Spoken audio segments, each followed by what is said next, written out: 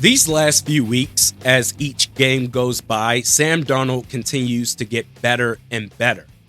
That once you think he's reached his peak in this system, he somehow, some way excels beyond that. And I must acknowledge that we've reached the point now where it's gone beyond just KOC and the system and maximizing quarterbacks, probably the best in the league currently to be able to do such a thing.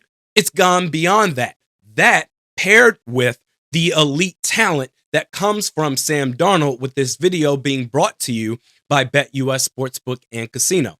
Sam is top 5 in passing yards and passing touchdowns. And it's not just statistically how great of a player that he has been. It's also the fact that he makes big plays when the team needs him to do it the most. Here is Peter Schrager on Good Morning Football talking about Sam Darnold and his clutchness this year.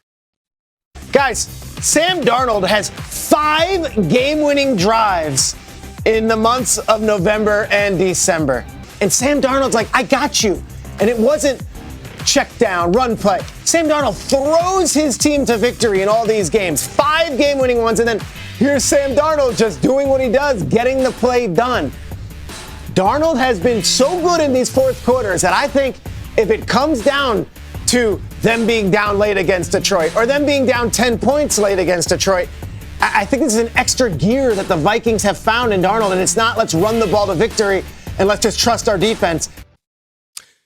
The only quarterbacks I would take ahead of Sam Darnold right now is Lamar Jackson, Josh Allen, Patrick Mahomes, and Joe Burrow. I would take Sam Darnold ahead of Jalen Hurts, Tua, CJ Stroud. I would even take him ahead of Justin Herbert. In fact, going back to the only quarterbacks I would take ahead of Sam Darnold, I believe Darnold is in a 3-way tie for 5th best quarterback in the league with Baker Mayfield and Jared Goff.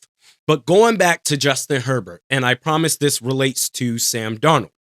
After the Vikings moved off of Kirk Cousins, he's too rich for our blood, too expensive. The Vikings reportedly tried to trade for Justin Herbert in this past draft. Not just Herbert, but also his $262.5 million contract, which goes to show that they're willing to be participants for expensive quarterbacks as long as they are also the right quarterback. And for Sam Darnold, if the Vikings believe that this is the perfect pairing, then in spite of the perceived market value of $40+ million per year, man, there's a really good chance that the Vikings bring him back. In fact, Diana Rossini reports that the Vikings want him back. So whether that's going to be the franchise tag to give him one more year, let's see if you can do it again, or if they believe that he can do it again year over year and sign him to a short-term multi-year deal, 2 or 3 years most, or they say to hell with that, we're going to take our chances with second-year man JJ McCarthy. Whatever the Vikings decide, I'm good with it. I trust this organization to make the right decision that's going to put this franchise in the best possible situation. New customers at BetUS Sportsbook and Casino get a 150% bonus on your first deposit up to $2,000. Promo code YouTube150. So far, I've got a 71% hit rate on my bets suggested. If I hit this one, it bumps up to 73%. Over under 56 points, give me the over. The Lions are averaging over 33 points per game. The Vikings, 26.5 points per game.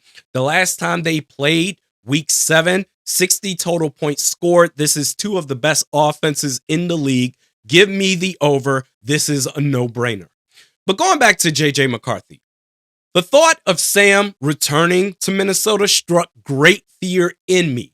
Why? Because Sam coming back to the Vikings means that obviously they have to trade JJ McCarthy. It's one or the other. You can't keep them both. And it dawned on me late last night that that level of thinking is caused by paralysis by analysis, caused by Kirk Cousins' PTSD. That 6-year era, I adopted the mindset that Once you've got your starting quarterback, you're not allowed to have a viable backup quarterback, let alone a future franchise quarterback in waiting.